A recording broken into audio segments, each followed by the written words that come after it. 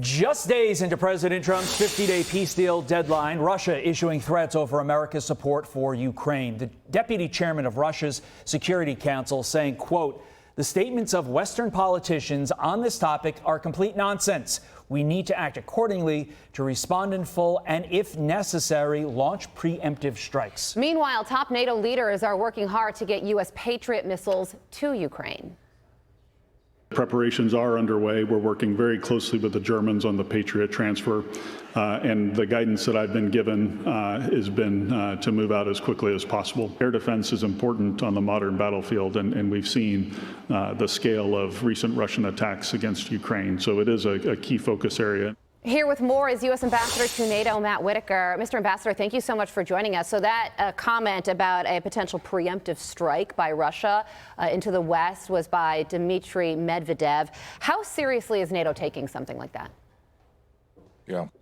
Well, obviously, we take every threat seriously. NATO was built to deter and defend, especially against Russia. So, this is not surprising.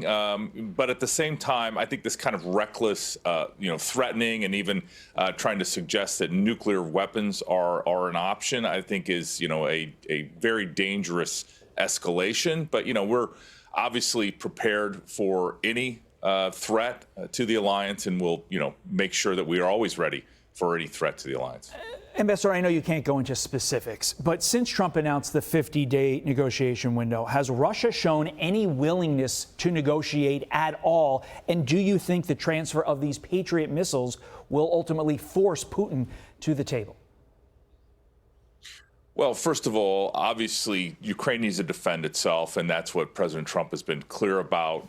Whether or not Vladimir Putin comes to the table and agrees to a ceasefire and ultimately negotiates an enduring peace in Ukraine, that's up to him. It's very clear that President Zelensky is ready to make a deal and has expressed that. But at the same time, we are providing the weapons necessary. Ukraine has identified Patriot systems and air defense as the most important thing on their list. And so obviously you heard General Grinkowicz, he's moving out on that. And there's a lot of other things that we're moving out on as well. And I think President Trump has created an urgency that we're all trying to meet right now here in Brussels and really across NATO and across the U.S. military. Yeah, you are coordinating this effort to get these Patriot missiles to Ukraine. So where are we on that?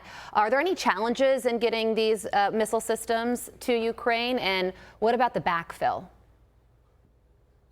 Yeah, well, obviously, we're working very closely with our allies and with, the industry in the United States that manufactures these systems. They're a high demand, low availability weapon system. But there's so many other things in addition to the Patriots. That's just, number one on the list, especially as you're seeing record attacks overnight in many nights in Ukraine and on the battlefield. But, I want to be clear, Carly, that, since day one, President Trump has been very clear that we need peace, that this senseless killing must stop, that there's no military solution to this war. And at the same time, President Trump has also said that the days of the U.S. sending unlimited taxpayer dollars to defend Ukraine are over. And that's why this smart decision by President Trump and an agreement with NATO, where our NATO European allies together with Canada are paying for these weapons, I think it's just a natural extension of what we saw at The Hague in our summit last month, where these weapons are manufactured in the U.S. by American workers.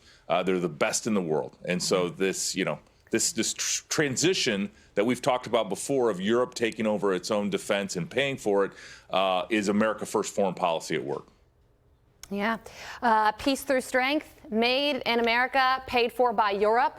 I don't know if that fits on a red hat, but if it does, maybe the Trump administration sounds good, though, should get going on it. Yeah.